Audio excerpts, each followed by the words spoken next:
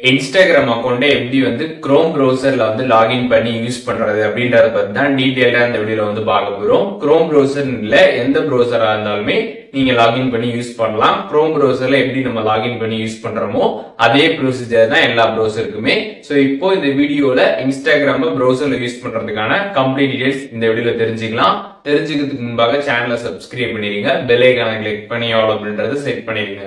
வீடியோக்குள்ள போலாம். இந்த வீடியோ டிஸ்கிரிப்ஷன்ல பாத்தீங்கன்னா ஒரு லிங்க் இருக்குது. அந்த லிங்க் கிளிக் பண்ணதுமே டைரக்டா பாத்தீங்கன்னா உங்களுக்கு இந்த ஒரு பேஜ் வந்து ஓபன் ஆயிடும். குரோம் ப்ரௌசர்ல இன்ஸ்டாகிராம் லாகின் பண்ணி யூஸ் பண்றது அப்படின்றத பத்தி தான் வந்து பார்க்க போறோம்.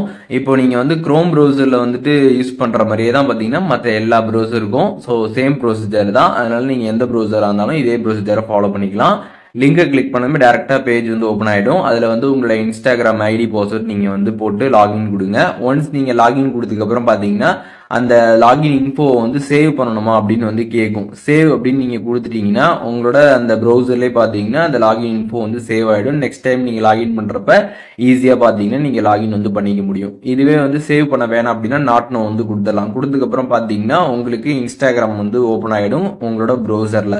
இப்போ ஓப்பன் ஆனதுக்கு அப்புறம் பாத்தீங்கன்னா கீழே வந்துட்டு உங்களோட ப்ரொஃபைல் பேஜ் இருக்கும். அண்ட் அதுக்கப்புறம் மெசேஜ், அதுக்கப்புறம் ரீல்ஸ் பாக்குற ஐகான், அதுக்கப்புறம் பாத்தீங்கன்னா வந்து சர்ச், ஹோம் பேஜ், இந்த மாதிரி பாத்தீங்கன்னா இன்ஸ்டாகிராம் ஆப்ல எப்படி வந்து இருக்குதோ அதே மாதிரி தான் பாத்தீங்கன்னா உங்களுக்கு இதுல வந்து இருக்கும்.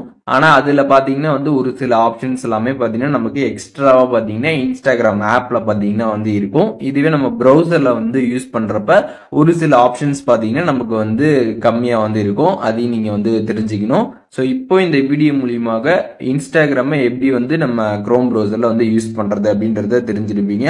குரோம் ப்ரௌசர் இல்லை எந்த ப்ரௌசரா இருந்தாலுமே சேம் இந்த ஒரு ப்ரொசீஜரை யூஸ் பண்ணி நீங்க வந்துட்டு இன்ஸ்டாகிராம ப்ரௌசர்ல வந்து யூஸ் பண்ணிக்க முடியும்.